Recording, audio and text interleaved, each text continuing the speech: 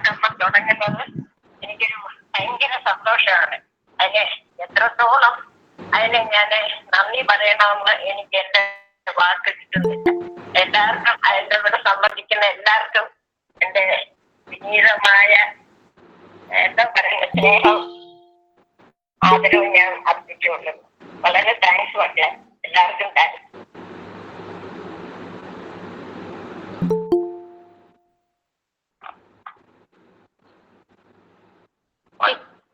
ഞാൻ പറഞ്ഞോർപ്പിക്കേട്ടോ മോളെ.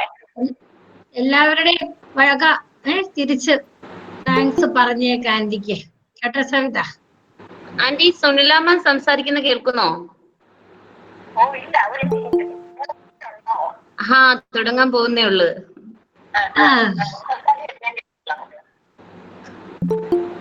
ആന്റിയെ നേരിട്ട് ഞാൻ വിളിക്കാം ഇത് കഴിയുമ്പോ കേട്ടോ.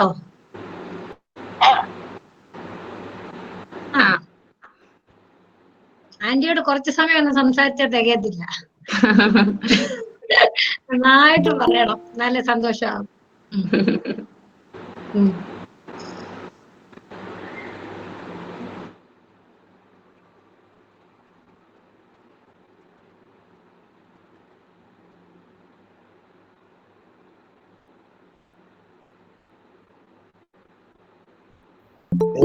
സുനില ബിനി എടുത്ത് പറഞ്ഞായിരുന്നോ? ഹലോ, ഇനിയെ ഈ ഗ്രൂപ്പിലാക്കിയിട്ടുണ്ട്, ഞാൻ ഗ്രൂപ്പിൽ ചേർത്തിട്ടുണ്ട്.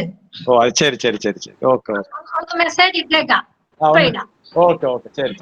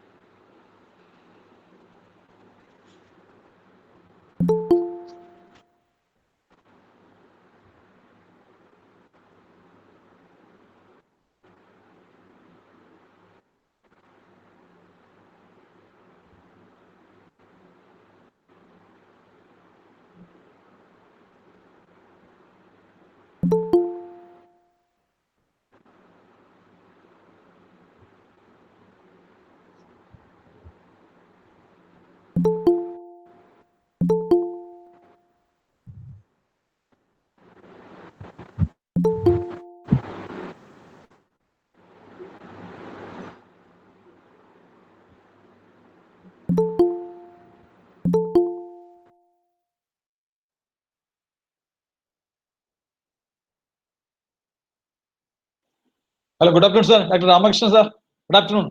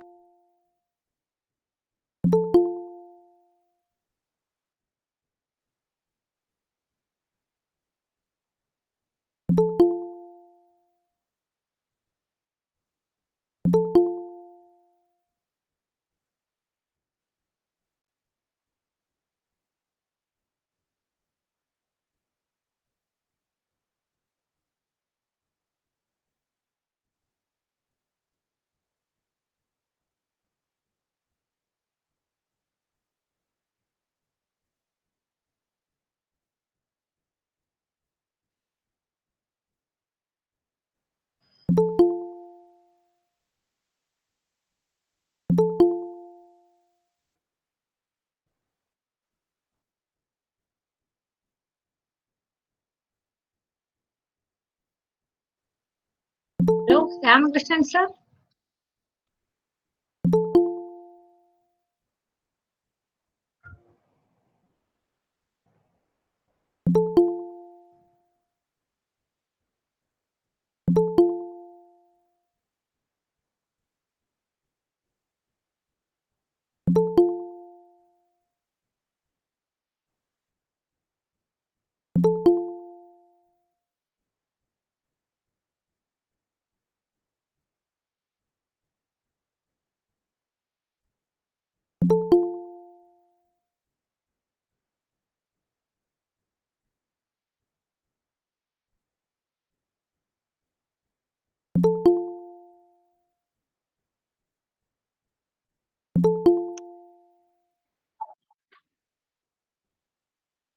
Hello, sir. Good morning. Hello, sir. I'm Reenu here. Good afternoon. Good afternoon.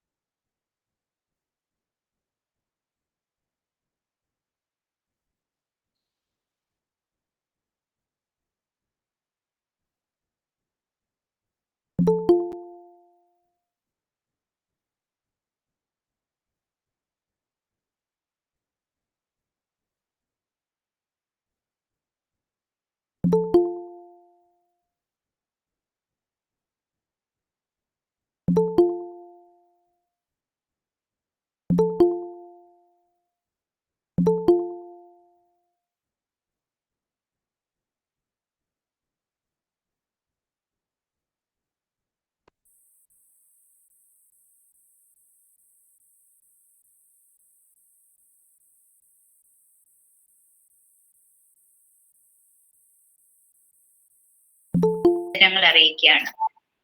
അതോടൊപ്പം തന്നെ KSMDB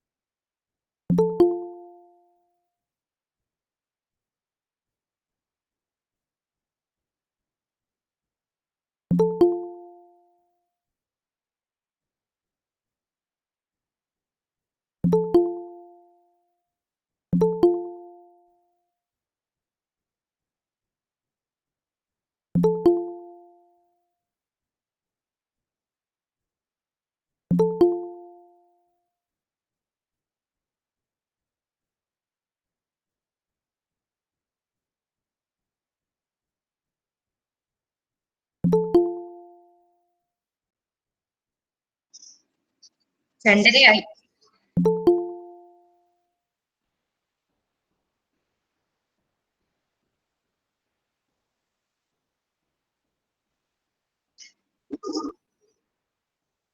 Yeah, okay.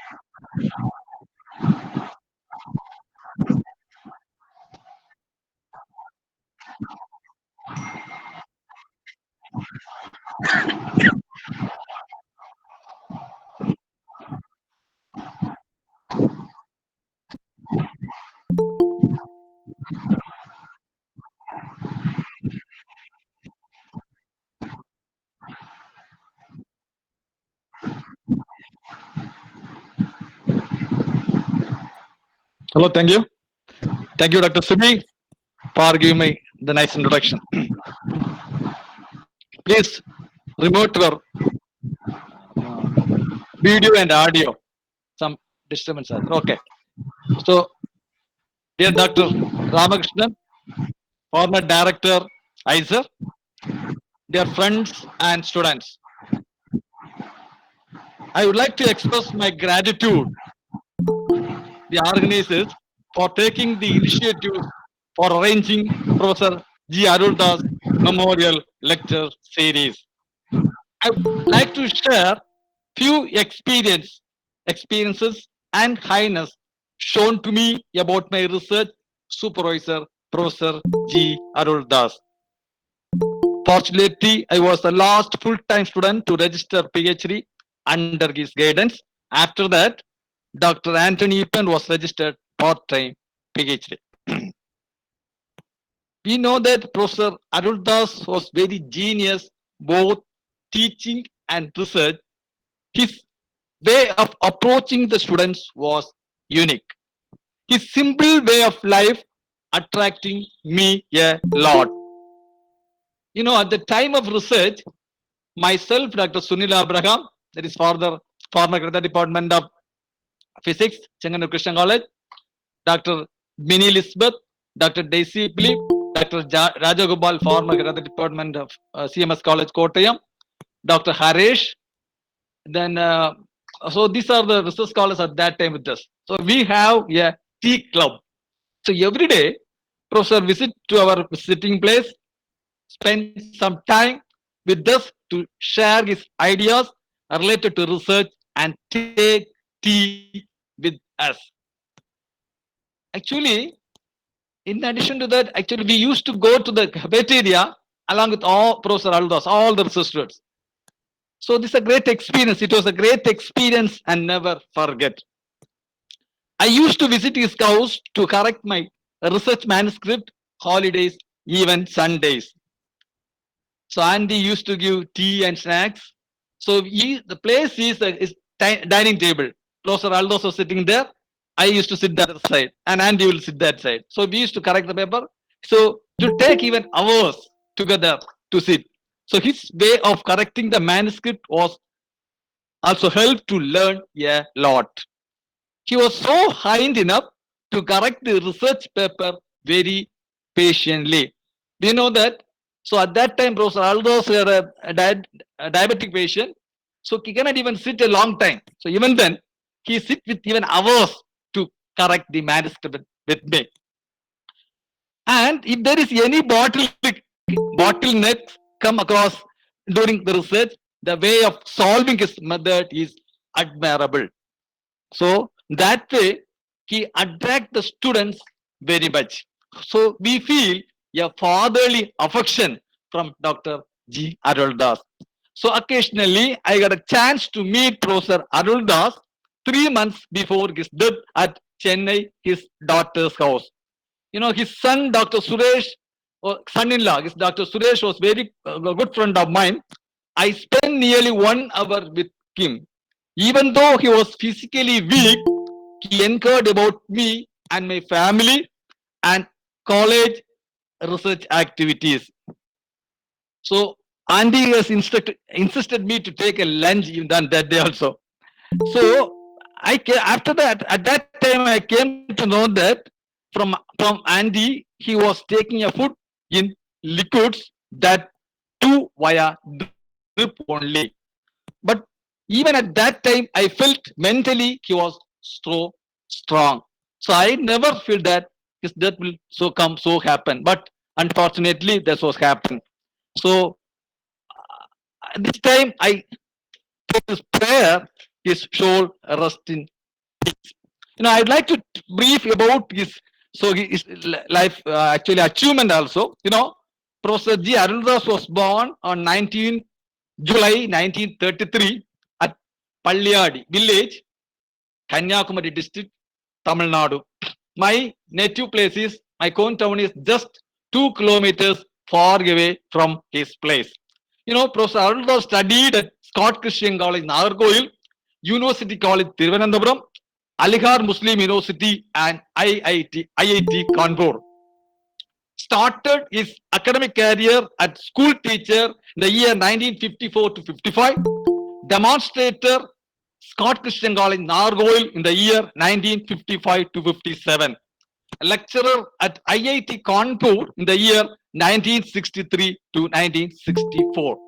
Moved to the University of Kerala as a lecturer at Ernakulam Center in 1964.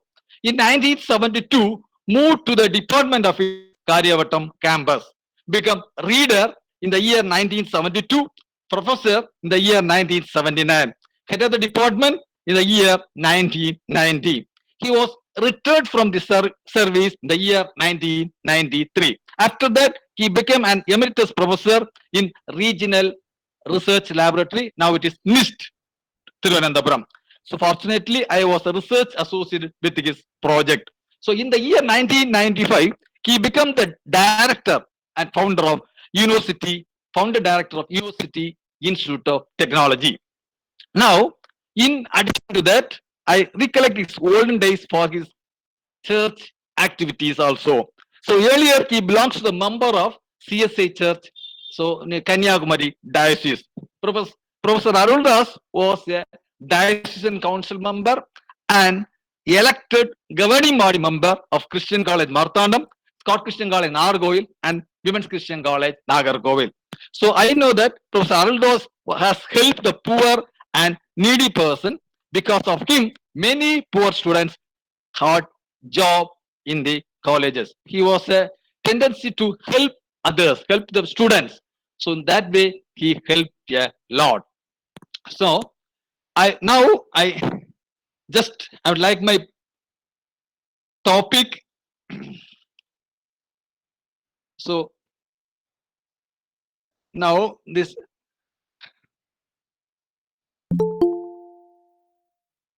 So now I would like to try, with this I conclude this, and I would like to share the topic of recent trends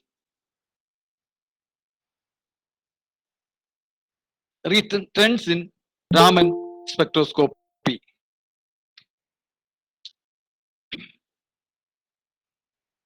Okay.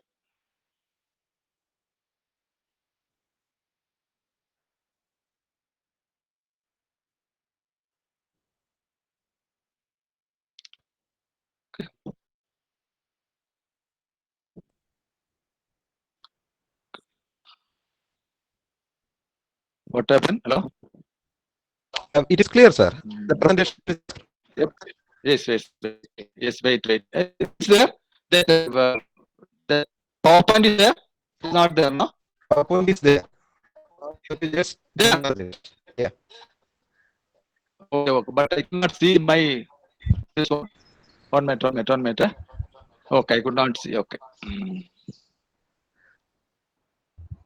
Okay. Yes.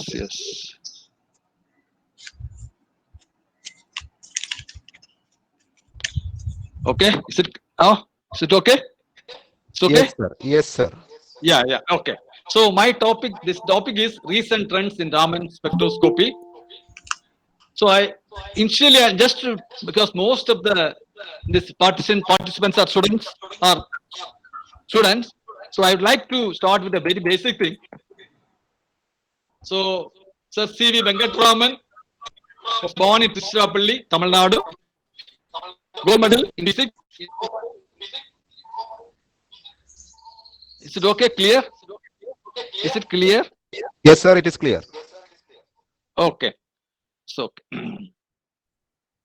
Yes. Yes. 1 minute. Okay. So it's a gold medalist in physics 1907. Alma Mater, Presidency College, Madras. First Indian to receive Nobel Prize in 1930 by Raman Squattering, the top. Bharat Ratna in the year 1954. Lenin Peace Prize in 1957. Early works, optics and acoustics. Later, fascinated by scattering of light, established the Raman Research Institute after independence in Bangalore.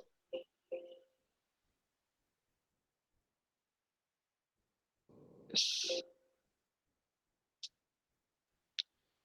Sorry, there is a problem. Okay. Okay. Next. It's clear? Hello? Hello? Yes, sir. Hello? It is Okay. clear. It It's is clear. clear? Presentation okay, is not okay. visible. Not visible. Not presenting. Hello, it's not clear. Huh? We can see presentation. Wait, just see. Just You are not okay. presenting now. Okay, wait. What happened?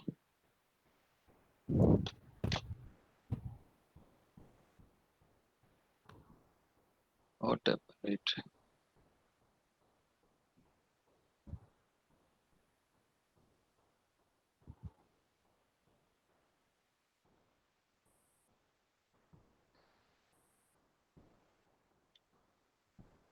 Now it's okay?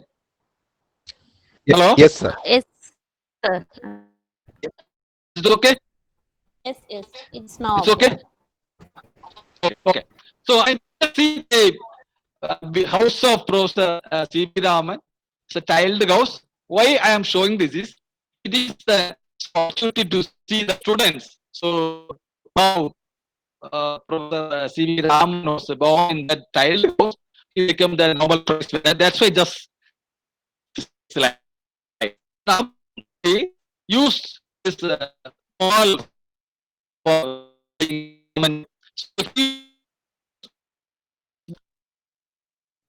actually run a source telescope used to so this is the deals with interaction of matter. So that energy is directly proportional to so when you take the rounds instead of frequency wave, energy. So the frequency is of the order of say center for 12 for 40. So difficult to take that into one single. So do the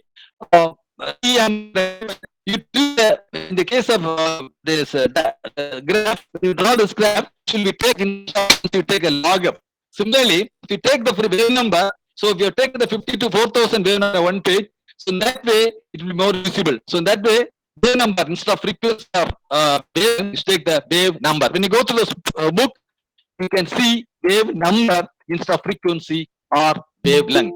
We know that molecules have different energy levels: rotational energy, vibrational energy level, electronic energy level. So separation between the rotational energy is of the order of say 5 to 10 or 100 wave number. So above that, the vibrational wave number, vibrational energy levels of the order of 1000 and above wave number, or 100 to more than 100 wave number. Now electronic transition is around, separation between electronic level is around 10,000 to 10 over 6 centimeter wave inverse. Now the Raman spectra is a vibration spectra across the vibration level transition. So within the vibration level, there are a number of rotational levels are there. So we can consider the rotational transition also. Now, so here, this is the ground electronic level. So this is the ground electronic level. So this is the excited electronic level. So there are number of vibration levels. This is V equal to 0, V equal to 1, V equal to 3 vibration levels. These are all excited level vibration levels. So in the case of scattering, we'll go to this level from this below the first excited electronic level. So after the molecule, the ground state, after absorption of energy, it goes to the excited state. This level is normally a virtual level. It should be below the first excited electronic level. So the case of fluorescence, so it goes to the electronic level and comes back to the first excited electronic and comes back to the ground state. So here the energy is, so in the case of resonance fluorescence, the energy is all same. Similarly, the Rayleigh scattering, the energy is same. So there are two names. In the case of the Rayleigh scattering, the other case is resonance fluorescence. Even though the frequencies are same, the emitted frequency is both same. The case of Rayleigh scattering, incident scattering and scattered frequency, incident frequency and scattered frequency both are same.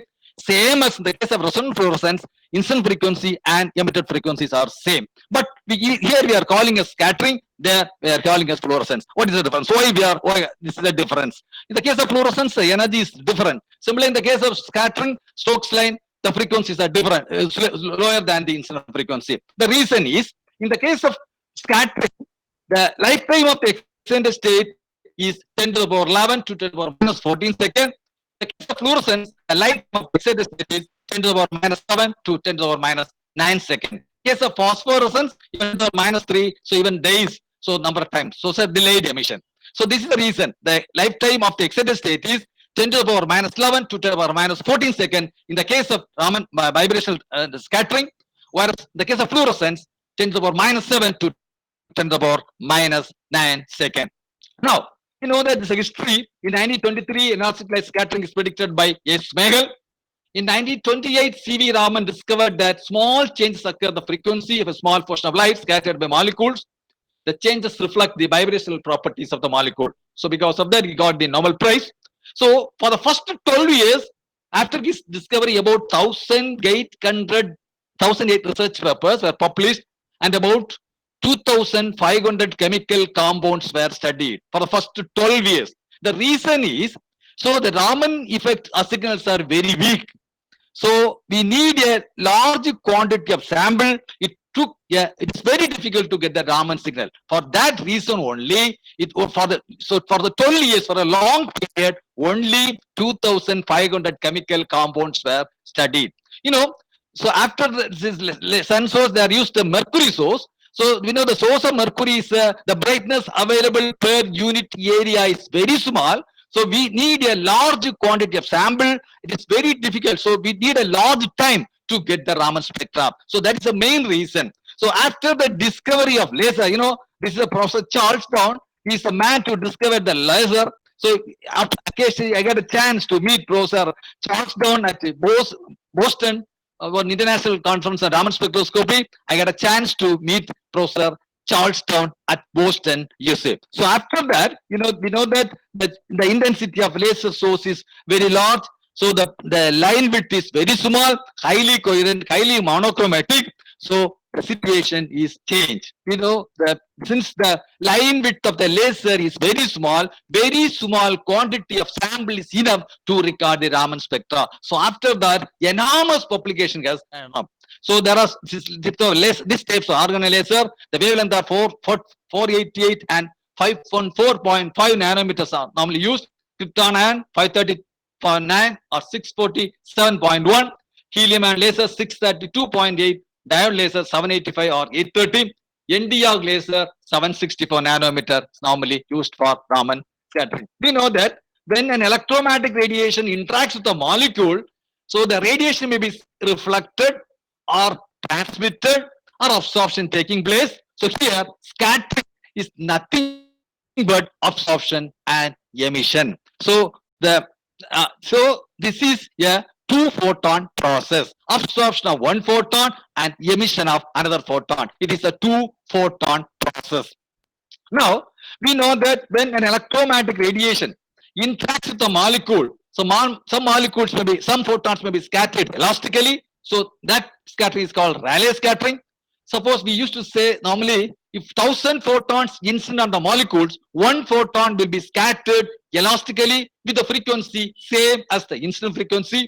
If 10 to the power 6 photon, if 10 to the power 3 photons incident on the molecule, one photon will be scattered elastically. That scattering is Rayleigh scattering.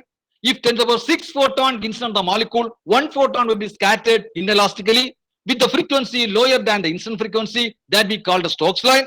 If 10 to the power 9 photons incident on the molecule, one photon will be scattered inelastically with the frequency higher than the incident frequency, that we call this anti-Stokes line.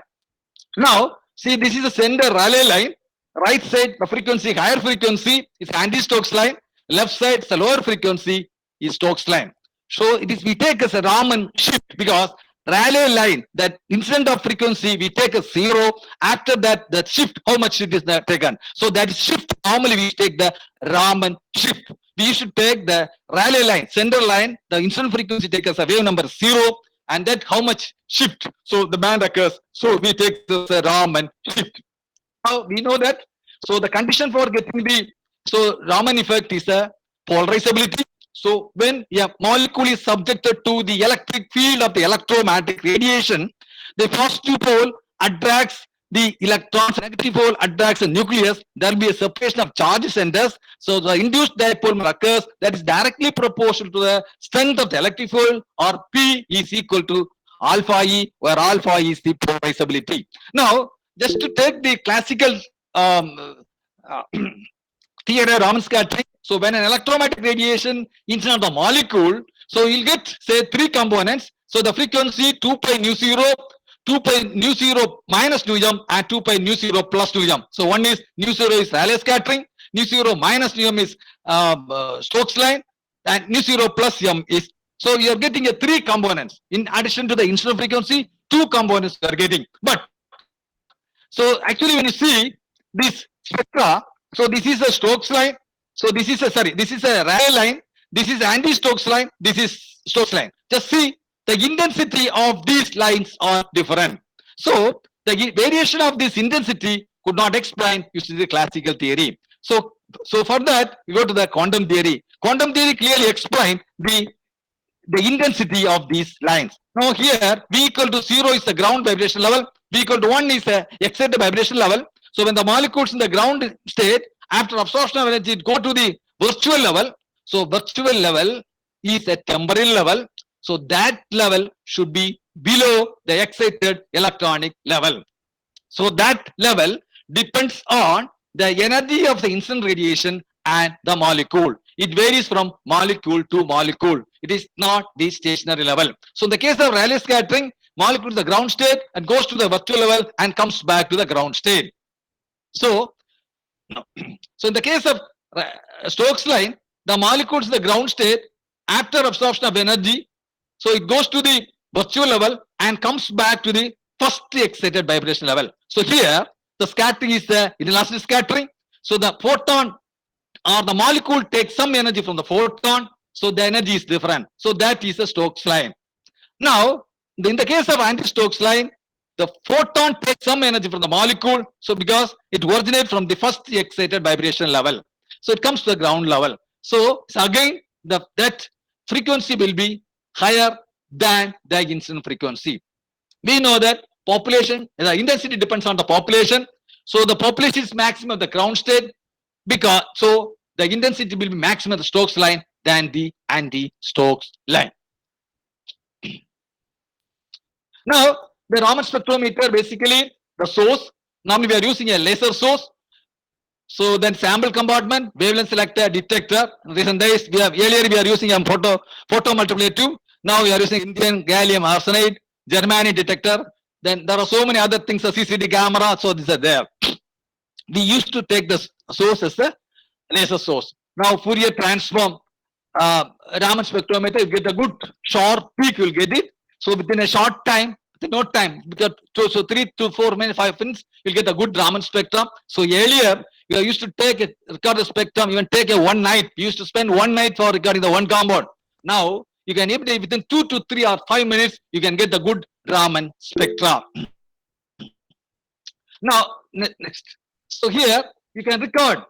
Earlier, it is not difficult. It is very difficult to get the black sample. Nowadays, you can able to get the black sample or any type of either liquid or solid or gas or crystal, whatever is sample. You can able to get able to record the Raman spectrum. So for this is for a glass capillary tube filled with a sealed in a glass material, liquids or solids, a powder samples or liquid. It can be sealed both. Then you can record the Raman spectrum, or you can take the gases. You can evacuate it, so you can fill the gas and then seal it. You can record the Raman spectrum. Then you can say a single crystal. You can cut it and parallelepiped. You can just to orient the crystal in a goniometer. So you can change the direction of incident radiation and the direction of the scattered radiation. I can change the electric vector of the incident radiation and the electric vector of the scattered radiation. So all these facilities are available using the goniometer get for single crystal Raman spectra. Now, what are the information you can get it from the Raman spectra? We know that molecules, all atoms in your molecules are vibrating with some frequency. So that frequency depends on strength of the bond between the atoms and the reduced mass of system. So the molecular vibration can be broadly classified to internal vibrations and external vibrations. So external vibrations are translations and rotations or liberations. So that external vibrations comes below the low frequency region, below 400 wave number region. Whereas in the internal vibrations comes in the mid frequency region. That's why most of the lab have mid IR. For physicists, actually, it is very important in the low frequency region. Most of the physical property comes in the low frequency region. Now, anyway, this internal vibration is divided into two, that is stretching and bending or deformation. So bending again divided into asymmetric stretching and symmetric stretching. Deformation again divided into in-plane deformation or in-plane bending and out-of-plane bending. In-plane again we can divide into scissoring and rocking. Out-of-plane is wagging and twisting. So if all the atoms moves in the same plane, it is scissoring. If any one of the atoms moves in any another plane, it is out-of-plane. So there are vibrations can be broadly classified like this. So stretching and bending, stretching, symmetric and asymmetric, bending, in-plane and out-of-plane, in-plane, scissoring, rocking, out-of-plane, wagging, twisting. Just show these vibrations. So we know that if there are n atoms in a molecule, there are 3n minus 5 normal modes of vibration in the linear molecule and 3n minus 6 normal modes of vibration in the non-linear molecule. Out of these, n minus 1 stretching vibrations in the stretching vibrations and 2n minus 5 bending modes for non-linear molecules and 2n minus 4 bending modes or deformation modes for linear molecule. Now, so in the case of carbon dioxide molecule, it's a linear molecule. We know that there are 4 normal modes of vibration. So there are actually 3n minus 5, 4 normal modes of vibration. So n minus 1 stretching modes, 1 symmetric stretching, 1 asymmetric stretching, then 2 bending. So 2 bendings are doubly degenerate, so you can expect only 1 band. So here, so the condition for changing the Raman scattering is so that way dou alpha by dou q, because there should be a change in dipole moment. So if there is no change in dipole moment, the molecule will not give the Raman spectra.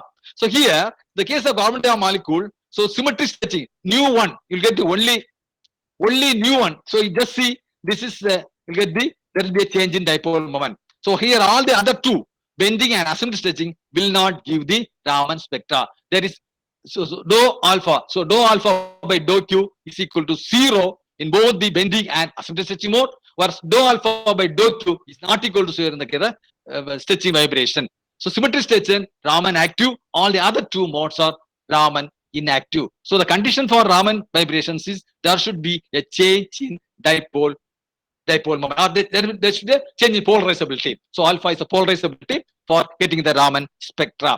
Now just see one symmetric stretching for asymmetric stretching of the this is asymmetric stretching.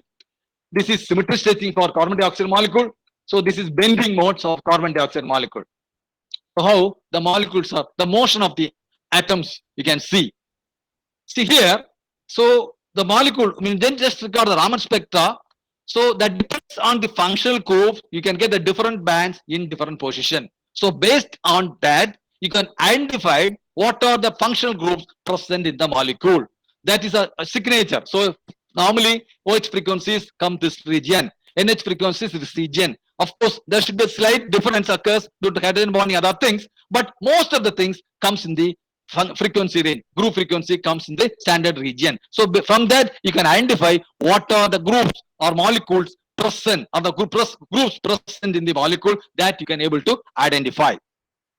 Now, there are some fingerprint region. So NH region, OH region, C double bond O, C single bond O, C single double bond N, C single bond N, C double bond C, C single bond C, triple bond C. So there are the frequency comes in a different region. So you can able to identify whether it's single bond or double bond or triple bond, you can able to identify. Now, because of the hydrogen bonding, so that depends on the strength of the hydrogen bonding, the stretching frequency may decrease and bending frequency may increase. So that there are stem occurs because of the hydrogen bond. That depends on the strength of the hydrogen bond. We know that OHO distance is 2.4 is a strong hydrogen bonding. Because of that, the stretching frequency may come nearly to 1000 or 1500 wave number lower, and the bending frequency about 1000 wave number higher. So that depends on the strength of the hydrogen bonding. The frequency may be slightly changing. Then, so the effect of hydrogen bonding, stretching frequency decreases and bending frequency increases.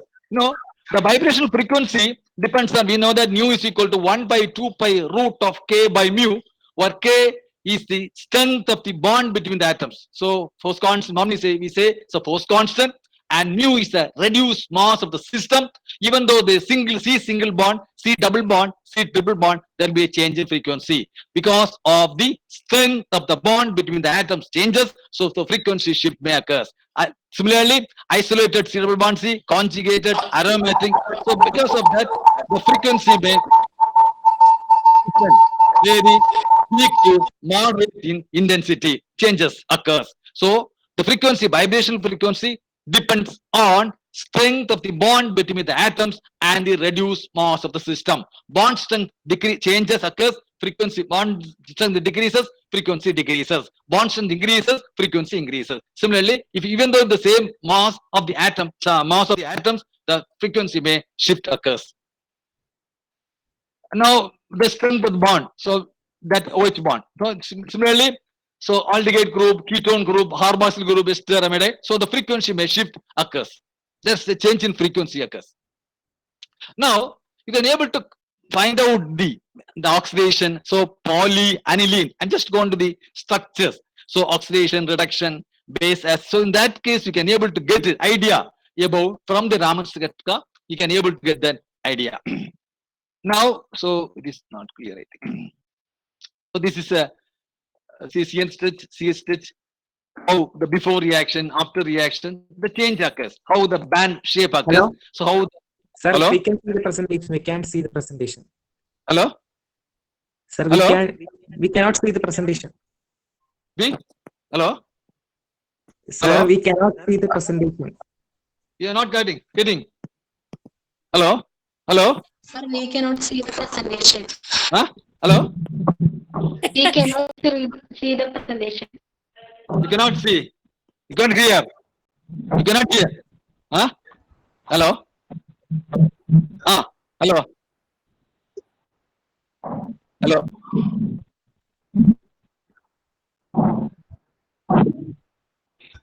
Is it clear now? Is it clear? Ah. Oh, what happened?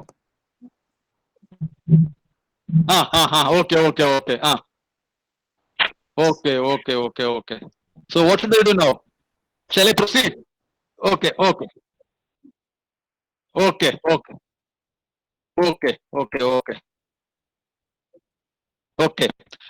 So in the case of solid state effects, because of the site symmetry effect, so what is site symmetry? Suppose we take the ammonia group, ammonia gas molecule, the symmetry is TD.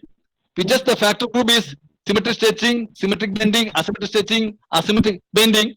So this is A1, it's a non-degenerate, symmetric stretching is non-degenerate, symmetric bending is doubly degenerate, asymmetric stretching is triply degenerate, asymmetric bending is triply degenerate. So if you just take the TD symmetry, then the molecules in the gas molecule, now you can get only 4 bands. When the gas ammonia group, when it comes in the ammonium dihydrogen phosphate, the degeneracy may be lifted. Instead of 4 bands, you can get 9 bands. So this is the site symmetry effect. So the splitting of degeneracy mode and activation of inactive modes occurs. So when you just record the Raman spectra, so you can get more bands instead of same. Theoretically, you can expect 4 bands, but experimentally you can get more bands. So even though in the case of correlation field effect, when the unit cell contains more than one molecule, so there will be interaction occurs, there will be a splitting occurs. That also you can get more bands. So the occurrence of external modes, the low frequency region also you can expect more bands. So in the case of external vibration coupling occurs, so internal modes, interaction of internal and external modes may occur, but there will cause also shifting of non-degenerate modes and splitting of degenerate modes. Now, I've just explained In the case of benzene molecule, so you can expect C6H12. So you can expect 12 atoms. So normal modes is 3n minus 6. 12 minus 12 into 3, 36 minus 6, you can expect 30 atoms. So that notation is by Wilson notation, how the molecules are moving. You just see how the visualize how the molecules are rotating. So you can just, so this number is by Wilsoning number, the famous scientist, so the numbering of the benzene molecule vibrations. So the frequency is how the atoms in a molecule are vibrating. So there are 30 vibrations. So the vibrations of the atoms you can just visualize. So okay, now this is so 20B and 7A against 7B. So similarly, all vibrations. So you can able to visualize how even though there's a small change, you can visualize how the atoms in a molecule or the movement of the atoms in a molecule. You can just visualize. Okay. See, so this is ring breathing. So this number is done by Wilson. So the ring stretching, ring breathing, outer plane vibrations. So outer plane. So you can just see. So outer plane means any one of the atoms moves in any other plane. So there is a bending vibration. So outer plane. If all the atoms moves in the same plane, it is in plane vibrations. You can just see now. Now what is the importance? Why? So this Raman spectroscopy can be a tool. So if you just record the Raman spectra of diamond, you can get only one peak at 1332. So there is no other way to get the purity of the diamond. So this is the only way to get the purity of the diamond. It's the only method to find out the purity of the diamond. Similarly, silicon, only one band. If there is any other band, that shows impurities are there. So in that way, you can able to find out the purity of the material. So in the, either this is a diamond or silicon or germanium. So just see there is only, we can see only one band. If there's only one band, 1332, that it is pure diamond. There is only one band at 520, that is pure silicon. There is only one band at 300 number, it is germanium. If there is any other band, that shows some impurities that there in the compound. See, just see the pearl. But it's a pure pearl. In market, there are so many pearls are available. You can find out which one is pure. The purity of the pearl is able to find out from the Raman spectra alone. Whether it's false pearl or pure, or say some any impurities are there, any corrupted one. So you can able to find out whether it's pure or impure one. Now, similarly, ivory or plastic. So from the Raman spectra, you can find out whether it is pure ivory or plastic. So you can differentiate. This spectra gives the difference. Okay. Now you can Raman spectra of cholesterol. So you can give the steroid drinks. Oh, each and everything you can able to get it from the Raman spectra. Similarly, see, earlier, if you use the argon laser, there are two lasers at the 514.9 nanometer. In some samples, we just see biological, especially biological sample. If you record this green light, there is 514.5 nanometer. So the spectrum is like this. Because of the fluorescence, you can just bang. Sorry. Okay. So just like this. If you just change the wave number from 514.5 to 785 nanometer, you can see a good Raman spectra. So because of the fluorescence, you cannot able to get the spectra even this particular wavelength. If you just change the exciting line, you can get the good Raman spectra. Now you can see the development of Raman spectroscopy. From normal Raman to there are different types. Surface enhanced Raman spectroscopy, resonance Raman spectroscopy, angle resolved Raman spectroscopy, Kuiper Raman spectroscopy, spontaneous Raman spectroscopy, optical tweezers Raman spectroscopy, stimulated Raman spectroscopy, spatially offset Raman spectroscopy, coherent anti-Stokes Raman spectroscopy, Raman optical activity, transmission Raman, inverse Raman spectroscopy, trip enhanced Raman spectroscopy, surface, plasma, polariton enhanced Raman scattering, standoff remote Raman scattering, confocal Raman. So there are so many other developments are there. From normal Raman to there are different Ramans. So they are different. So in the case of, see, the normal Raman I told you, so the exciting, so when the molecule is the ground state, after absorption of energy, it goes to the virtual level. That level should be below the first excited electronic level. If this, so the molecule level after absorption of energy, even if it just touches the first excited electronic level, then it becomes a resonance Raman. Or it is above, it goes to energy, get above the first excited electron level, then becomes a resonance Raman. So the importance is, so the intensities, the Raman signal intensities can be enhanced by a resonance by a factor of up to 10 to the power 5. That to even with a small trace of samples, even 10 to the power minus 6 to 10 to the power minus 8 molar quantity of sample, you can get the intensity up to 10 to the power 5 on the normal Raman. Okay, so just see the Raman spectra of CS4, MO2, Cl8 compound, you get the good spectra. So in addition to the fundamental, we know that fundamental transition from first state to V equal to 0 level to V equal to 1. So here, in addition to the fundamental, you can get overtones, 2 new one.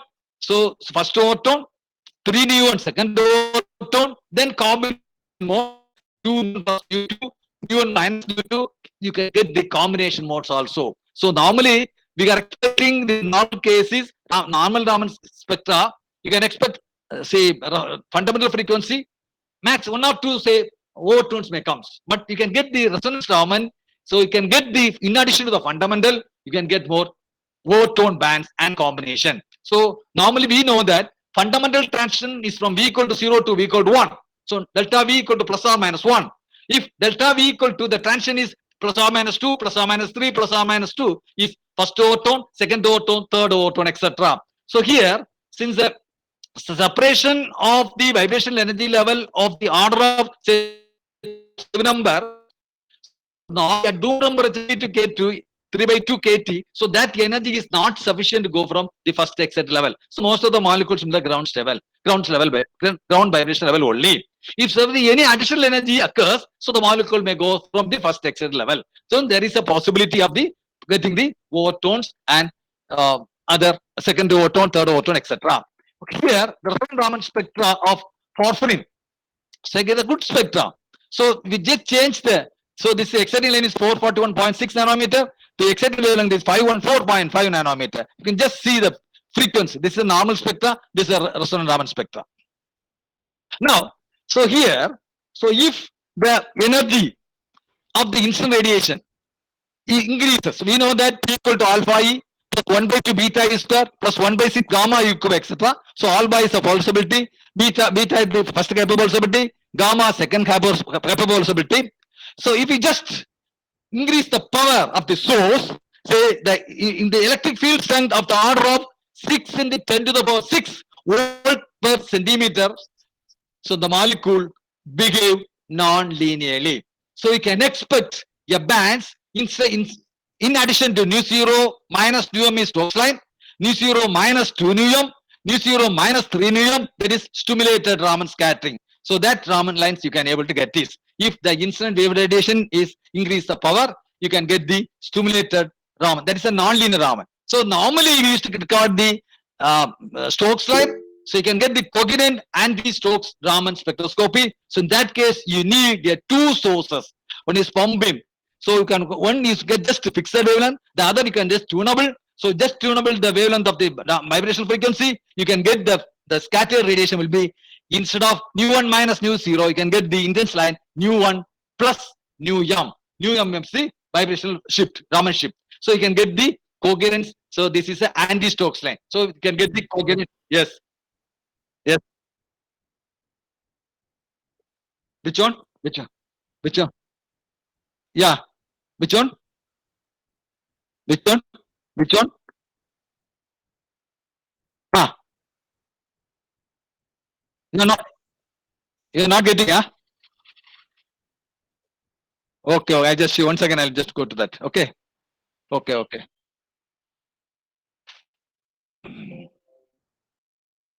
What happened?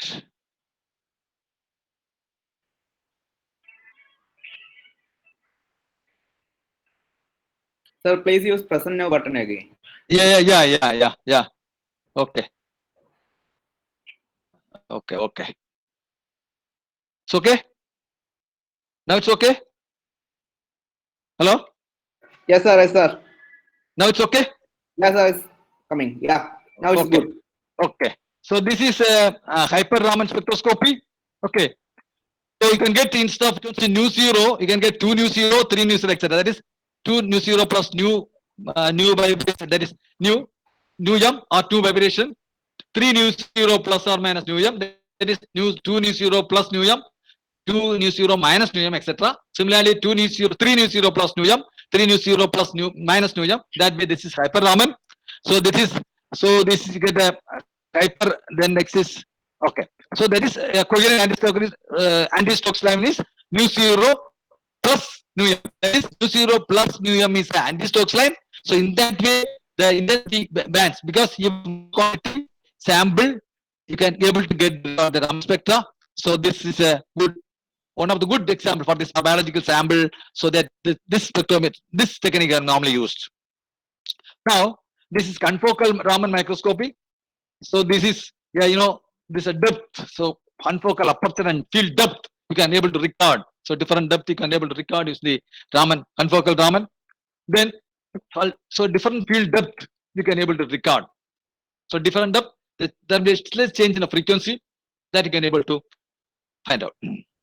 So there's a mapping of drug tablet with confocal Raman microscopy. So different levels you can just see different, say the surface, so you can able to record the Raman spectrum. If there are any impurities, any other materials present, you can able to find out. So each and even level, so the depth you can able to record the Raman spectra. So polymer layer, outer layer, drug layer, sucrose layer. So different layer you can able to record the Raman spectra. If there is any change, you can easily detect this one. So similarly, tissue characterization. So you can able to record stomach, prostate, tonsil, so bladder. So they need so there'll be a change in the Raman spectra. So live cell imaging. So that you can able to say these are the development of the Raman spectra. I cannot able to explain each and every line because time is limited. So that just pass on.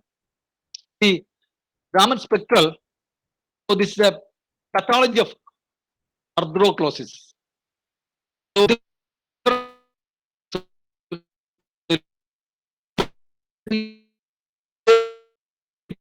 is small change in spectrum. So you can able to just see visualize spectrum. Optical image of Raman spectrum of red blood corpuscles RBC. So you can now say Raman blood cells, Raman image of the blood cells, then red say spectra. Then so nowadays this clinical investigation Raman system, small system using a Raman probe that is used for detect this one. So this is the camera. You can set small setup. So Raman probe. So you can able to that system can be used to get the information instantaneously in vivo. So that's just like a flexible say it is flexible to candle. It is everywhere. You can just place it there. Just see the probe. You can place it anywhere. You can get the Raman signal. If there's any change, you can able to find out. Then so this is a Raman. So this is a search Raman. So molecule is allowed to absorb on a silver or gold or copper or nickel. The enhancement becomes 10 to the power 5 to 10 to the power 6 times than the normal Raman. Even a trace quantity of the sample, even 10 to the power 3, 10 to the power minus 3 or 10 to the power minus 4 or 10 to the power minus 5 molar sample. So you get the good signal of the order of say 10 to the power 5 to 10 to the power 6 times better than the normal Raman.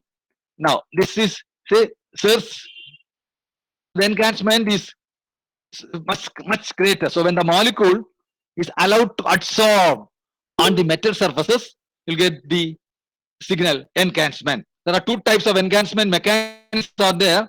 One is electromagnetic enhancement, the other one is chemical enhancement. So electromagnetic enhancement, so there's a local field there, and the chemical enhancement.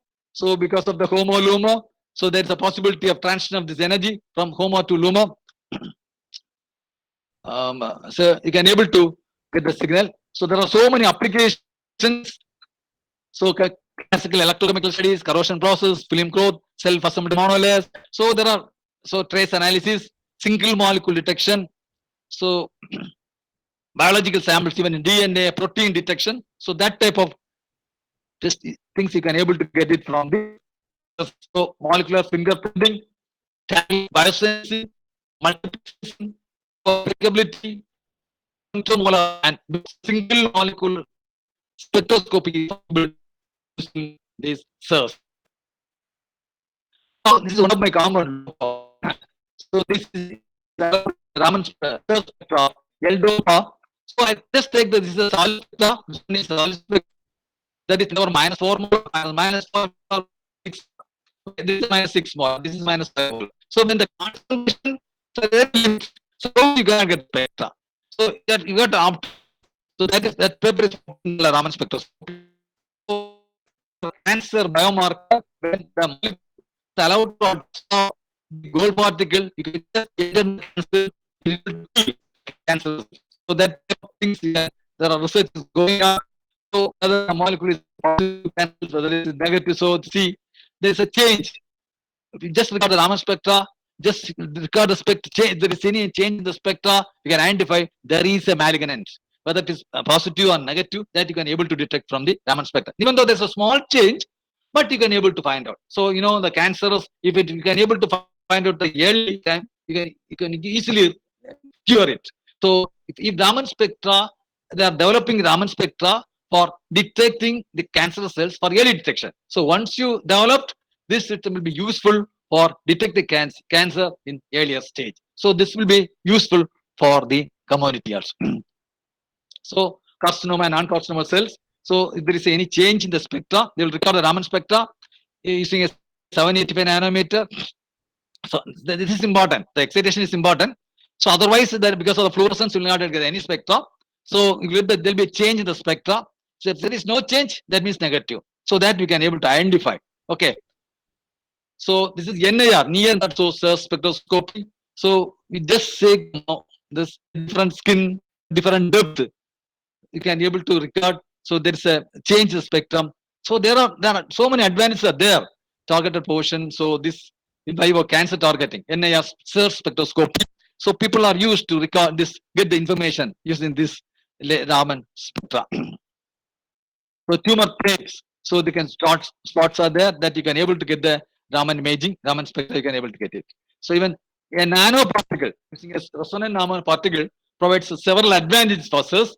So even say I told you there's a single molecule or small size.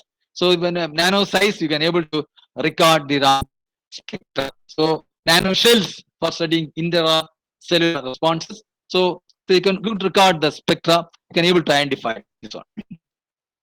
So single particle, due to the large source enhancement, so you can see this is a good spectra. Single particle get the good Raman spectra. So this is a research is going on. So Raman spectra from the basic to now this developed a lot. Even a single particle detection means there are no other methods. So to detect the single particle. So this is a say that much development is going on this Raman spectra. So a single molecular detection. So this you can get a good Raman spectra. You just say get it. Now this is a trip-enhanced Raman scattering. So TERS. So here this trip-enhanced chemical imaging at the nano scale. So when a small, say when a size about 10 nanometer size. So you can able to record the Raman spectra, good spectra.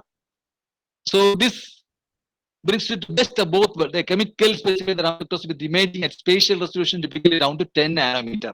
So this technique can demonstrate on base samples ranging from nanotubes to DNA. So TERS has been shown to have sensitivity down to single molecule level, hold some promise for bioanalysis applications. Nowadays, they're even using for this most of this chemical application, chemical sensors, all these things, they're using this trip-enhanced Raman spectroscopy. That is TERS they're using. So there's things are developing a lot. So these are the advantages, the development, recent developments of Raman spectroscopy. Thanks for your attention. Professor Dr. Sri asked me to sharpen at 40 minutes. That's why a little bit fast. Thank you for your attention. Thank you. Thank you, sir. Thank you, sir. Okay, thank you. If you have any doubt, you can ask. Thank you, sir. Thank you, sir. Thank you. Thank you, sir.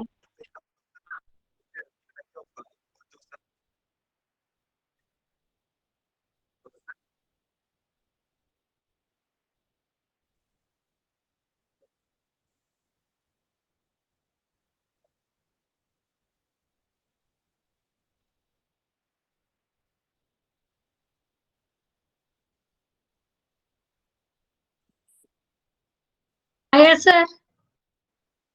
Yes. Sir, can you hear me? Okay, okay.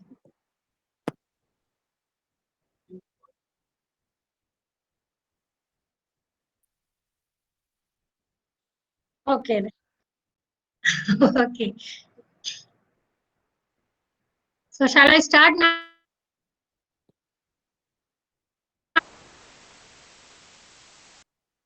Or we'll be waiting for Ragesh?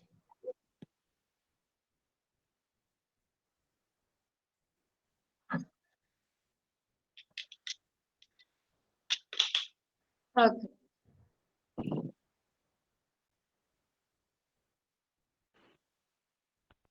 Okay, I'll start now.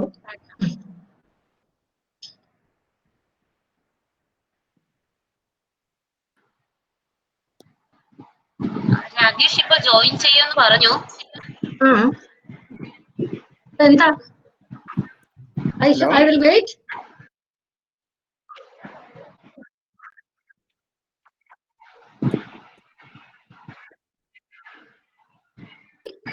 Hello. He must. Yes, These are network issues. Yeah, I just rejoined now. Okay, sir.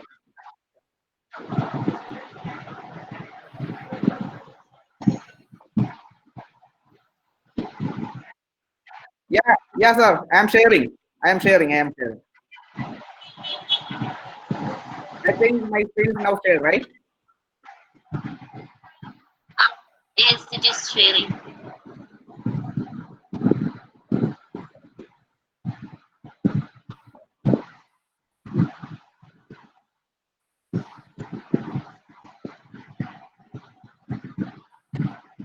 എല്ലാവർക്കും നമസ്കാരം. ആദ്യമായി Hope it is viewable, right? Hello? Yes, it is. Yes, it is. Okay, thank you. I'm just continuing. Aruldas സാറിന്റെ ഓർമ്മയ്ക്കായി ഇങ്ങനെ ഒരു webinar series സംഘടിപ്പിക്കാൻ മുൻകൈയെടുത്ത സിബിയെയും സുനിലെയും പ്രത്യേകം അഭിനന്ദനങ്ങൾ അറിയിക്കുകയാണ്. അതോടൊപ്പം തന്നെ KSMDB കോളേജ് ശാസ്താംകോട്ടയ്ക്ക് ഈ പരിപാടിയുടെ co-host-ആയിട്ട് മാറാൻ കഴിഞ്ഞതിൽ വളരെയധികം അഭിമാനവും സന്തോഷവും ഉണ്ട്. കോളേജിലെ പ്രിൻസിപ്പൽ ഡോക്ടർ KS അനിൽകുമാറിന്റെയും മറ്റ് അധ്യാപകരുടെയും പേരിലുള്ള ആശംസകളും ഇതോടൊപ്പം ഞാൻ നിങ്ങളെ എല്ലാവരെയും അറിയിക്കുകയാണ്. 86-88 കാലഘട്ടത്തിലാണ് അരുൾദാസ് സാറിന്റെ വിദ്യാർത്ഥിനിയായിട്ട് ഞാൻ കാര്യവട്ടത്ത് ഡിപ്പാർട്ട്മെന്റിൽ പഠിക്കുന്നത്. ക്വാണ്ടം മെക്കാനിക്സ് ആയിരുന്നു അദ്ദേഹം ഞങ്ങൾക്ക് പഠിപ്പിച്ചിരുന്നത്.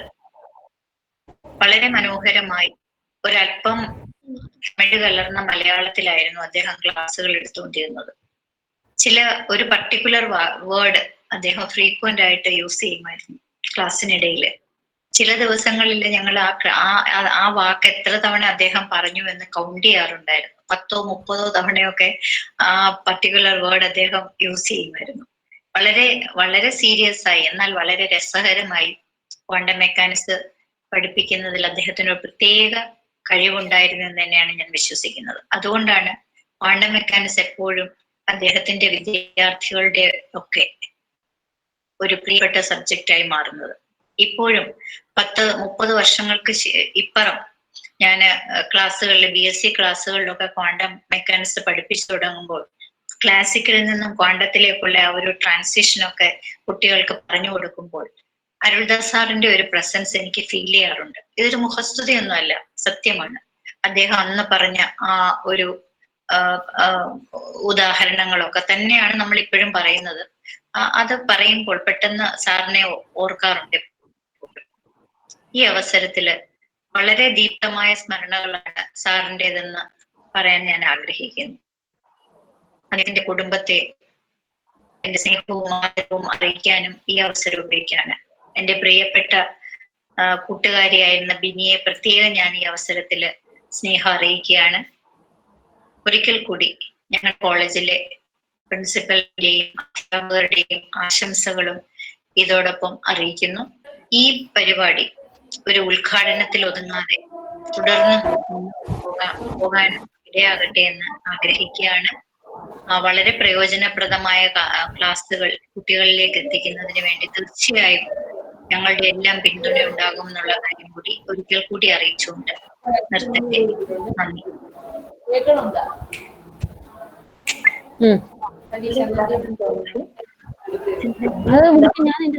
Part of this webinar series, mainly for two reasons.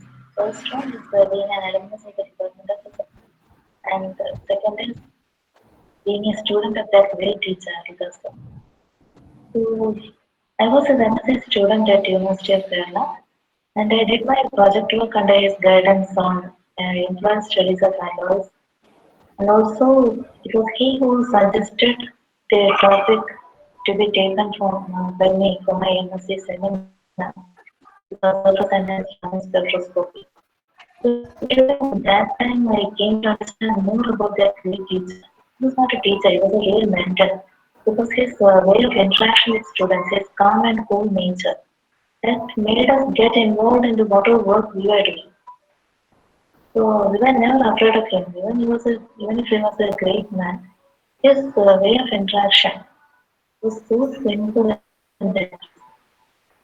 And also, I remember one instance when he called us to his house to prove his introduction part of quantum mechanics book, which was going to be published at that time. And we wondered why we had a lot of MSc students and research scholars, but we were just fresh students. But now I get the answer for them because he wanted to boost our self-confidence. And also, when he was working at the University Institute of Technology as dean, he used to call us for small support from outside, and which we found really great at that time, because helping a teacher or doing something for a teacher is very great. So there are certain occasions when I remember him, even now in my career, which is very personal, but I regret over something which I couldn't do for him. Anyway, I'm really proud to be his student, and I'm very happy to be a part of this. Once again, just for this opportunity.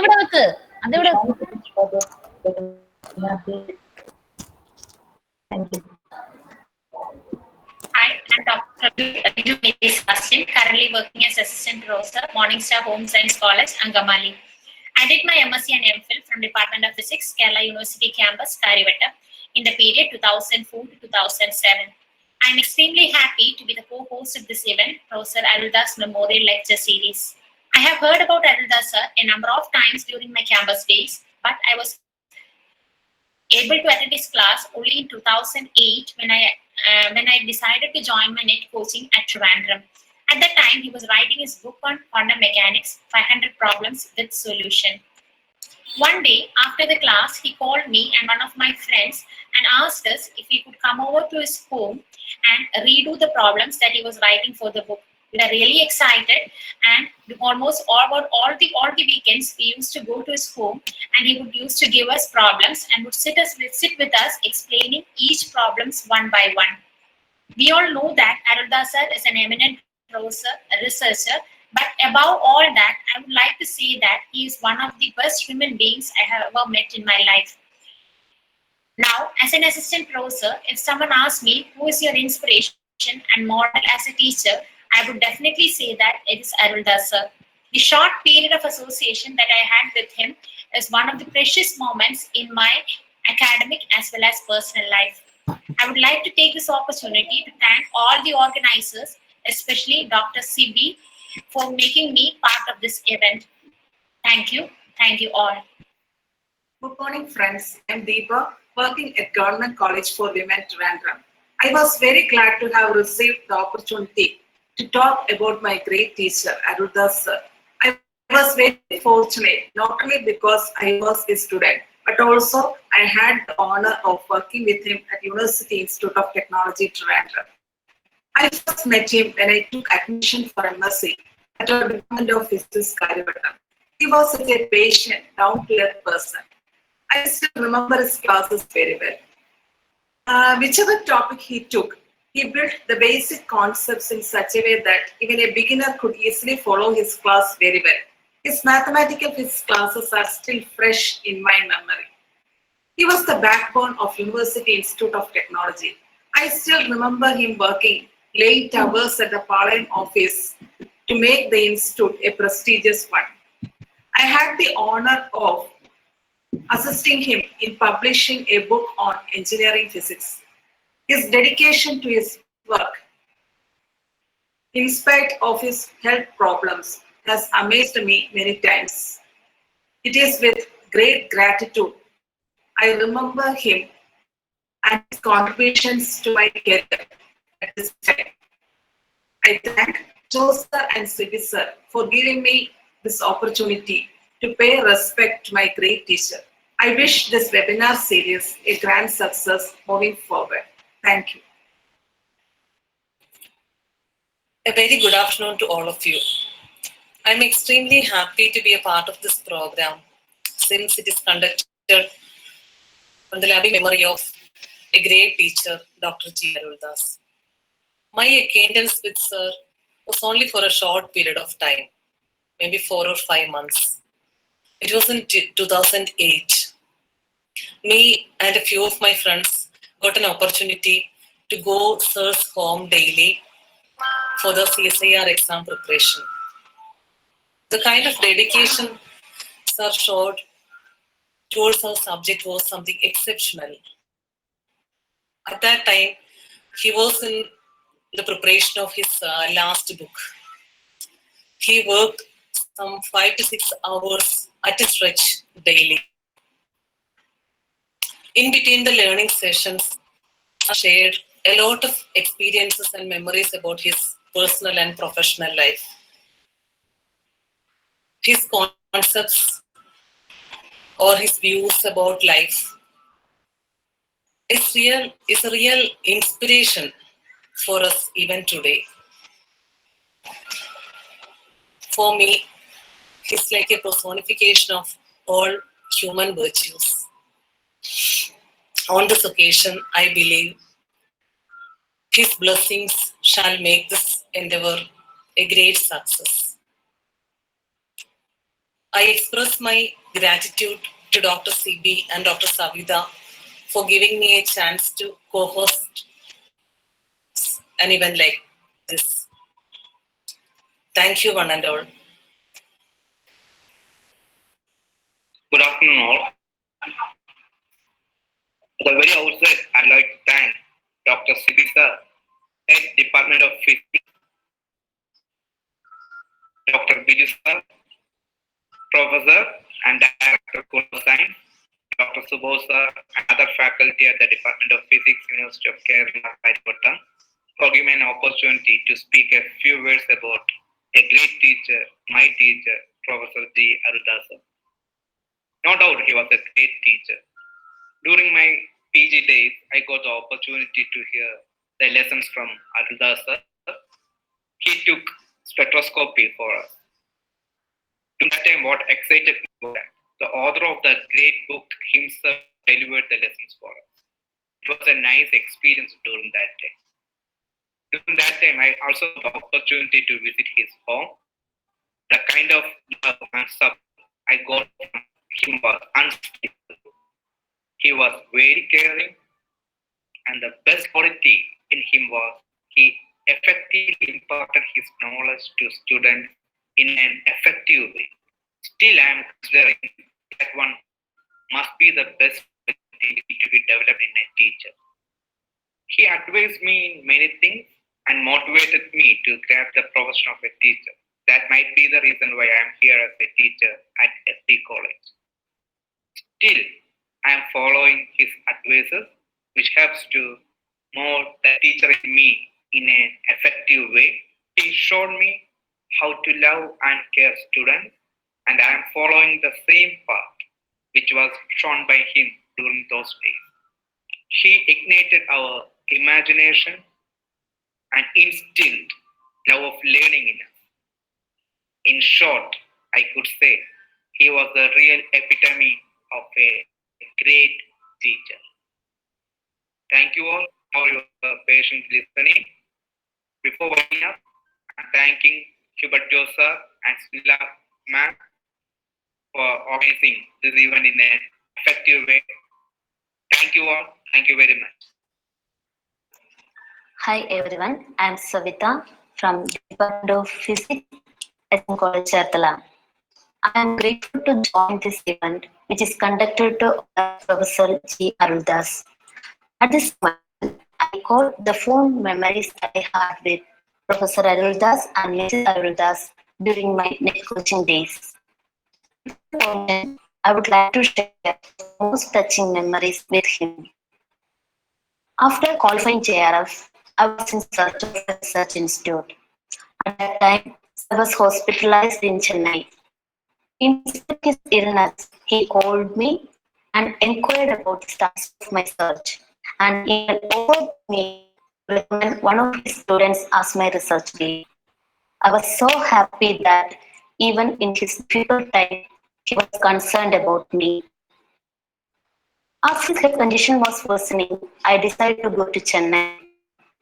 But at that time, he asked me not to come to Chennai and that he will meet me the next week when he comes to Trivandrum. Unfortunately, he passed away before I could meet him. 16th July is his 10th death anniversary. It is tomorrow. After getting light, instead we will learn and learn more into context. I feel as if still he showers his blessing on me. It is indeed great that I talk about him on this platform. I am honored and thankful to the coordinators, especially Dr. CB, for allowing me to be a part of this event. I wish success to this event. Thank you.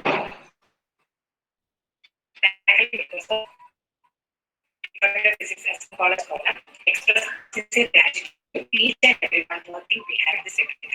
I would like to thank all the members of Department of University of Kerala for making our college co-host to this program.